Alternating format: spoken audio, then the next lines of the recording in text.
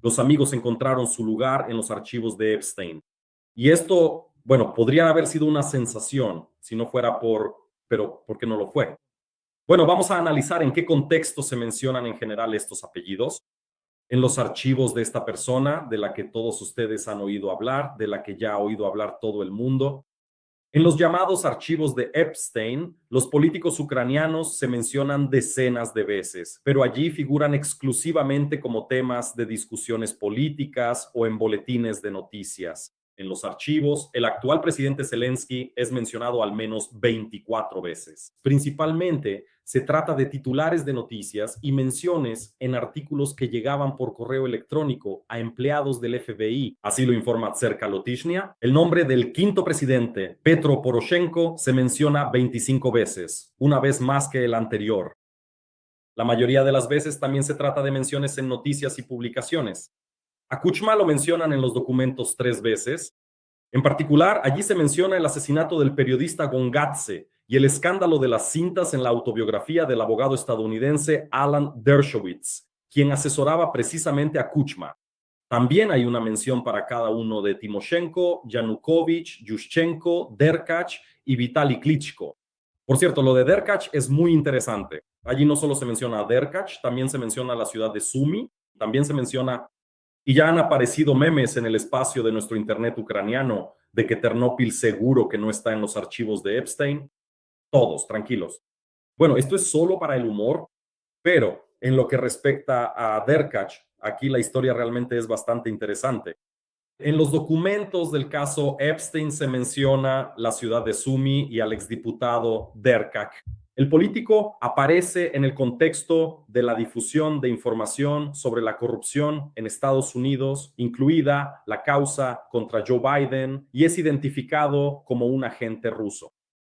Así es, el Departamento de Justicia de Estados Unidos sigue publicando estos documentos. Y en particular, señalan que en el nuevo lote de documentos publicados por el Departamento de Justicia, la ciudad de Sumy aparece cerca de 10 veces.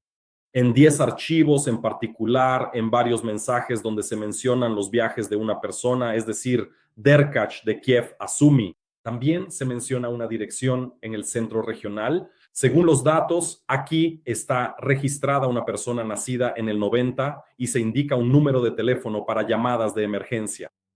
También se menciona allí en aproximadamente 14 archivos. El propio Andriy Derkach, exdiputado popular ucraniano, que ahora es miembro del Consejo de la Federación Rusa, es un traidor a Ucrania.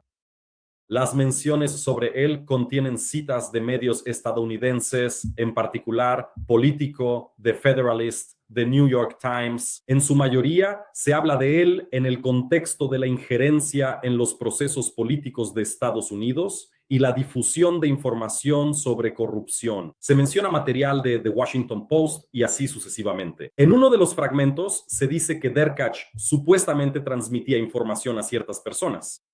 A los legisladores estadounidenses, sin embargo, no les consta evidencia directa de que él lo haya hecho. Así que, pero estas menciones, por cierto, en relación con golpes de Estado y demás, y cosas por el estilo, lo que realmente está ocurriendo ahora es que estamos presenciando una ola extraordinariamente grande. Simplemente se llama un ataque informativo. Miren, también Ukrinform, presta atención a esto. La propaganda rusa ha difundido más de 300 publicaciones falsas, con menciones sobre Ucrania en los archivos de Gipstein. Ahora les he dado hechos concretos donde realmente existían esas menciones. ¿Quién es mencionado allí? ¿En qué contexto? Por ejemplo, Derkach, que tal vez sea un agente ruso. Luego la Federación Rusa tomó todo esto y lo publica simplemente por cientos. Materiales que supuestamente están relacionados con todos estos disturbios en Ucrania, en particular, utilizando los llamados Epstein, donde se critica al Estado ucraniano y a su liderazgo. Un poco de detalles sobre esto. Según informa la publicación Spravdi, en alrededor de 145 recursos de Internet, 145 recursos de Internet que difunden sistemáticamente desinformación y manipulación informativa. Se registraron casi 20,000 materiales con mención de Ucrania. Esto es casi 2,000 veces más que la cantidad de publicaciones en más de 1,000 medios extranjeros legítimos, donde durante este periodo se publicaron alrededor de 10,000 materiales. Así, alrededor del 66% del contenido en otros idiomas sobre Ucrania fue publicado en recursos involucrados en manipulaciones informativas extranjeras e intervenciones coordinadas con la Federación Rusa y sacan conclusiones. El monitoreo es real. Según los datos del monitoreo real, una de las herramientas clave del ataque informativo fueron las manipulaciones en torno a los archivos publicados de Epstein. En esta dirección se registraron 300 publicaciones, en las que cualquier mención del país, de políticos ucranianos o de ciudades se utilizaba para promover narrativas sobre un supuesto golpe de Estado, control externo y corrupción total. Paralelamente, se ha registrado una difusión coordinada de materiales dirigidos a desacreditar los esfuerzos diplomáticos de Ucrania y, en particular, del presidente Zelensky, a quien se denigraba como incapaz de llegar a acuerdos, de violar la llamada tregua energética y de intentar frustrar el proceso de negociaciones. Los mensajes se difundieron en vísperas de la siguiente ronda de consultas en Abu Dhabi. Además, la propaganda rusa explotó activamente el tema de la crisis energética en Ucrania. El principal motivo informativo fue el apagón del 31 de enero, en torno al cual se registraron cerca de 500 manipulaciones. Estas publicaciones utilizaron estos materiales para reforzar la imagen de Ucrania como un supuesto estado fallido, es decir, como un estado falso, y también para trasladar la responsabilidad de los ataques rusos a la infraestructura energética a las autoridades ucranianas en cuanto al motivo. ¿Qué fue lo que motivó esto? Saben, siempre que se construye una narrativa, especialmente una propagandística, debe haber un hecho concreto, comprobado, la existencia de al menos algún pequeño detalle sobre el cual se pueda construir toda esta gran estructura. En este caso, cuando hablamos de 300 publicaciones falsas con enlaces a los archivos de Einstein, esto es un pequeño detalle, parece así. Amigos, esta es una captura de pantalla de una correspondencia de correo electrónico real desde un buzón. Epstein, verás, eso significa Rothschild de Jeffrey Epstein. Eso es lo que dice. Es martes, ¿cuál es el número? Significa es marzo, 18 de marzo de 2014, 3:40 p.m. Sí, 3:40 p.m. Y aquí Jeffrey Epstein en este fragmento menciona, amigos, menciona que el golpe de Estado en Ucrania dará, cito, muchas oportunidades. La carta fue enviada a la representante de la rama francesa de la familia Ariane de Rothschild, quien desde marzo de 2023 dirige uno de los bancos franceses de la familia. Pero la carta fue enviada el 14. Saben que el 19 ya no estaba, ¿verdad? Aquí aún no escribe que el golpe de Estado en Ucrania dará mucho. Y aquí empieza el asunto. Ajá, fallo, Estado, golpe de Estado, los Derkach, traidores de un lado a otro, esto y lo otro. Pero todo esto no es lo más interesante de esta historia. El hecho de que esto podría estar relacionado con otra ronda. En la negociación en Abu Dhabi, intentos de corregirlos, intentos tal vez de influir de alguna manera en el liderazgo de Ucrania. Miren, lo que sabemos es que aquí todos ustedes escriben que Epstein era un agente de inteligencia ruso. Y además tenemos un montón de material comprometedor sobre todos ustedes. Y este es un tipo muy serio. Según la versión de la Federación Rusa y su propaganda, y posiblemente de los líderes rusos en el Kremlin, esto realmente podría ser cierto y podría ser, me refiero a que Epstein era un agente ruso y recopilaba ciertos datos para la inteligencia rusa o para el crimen organizado con el fin de chantajear a personas influyentes del mundo occidental. Esto realmente podría ser cierto.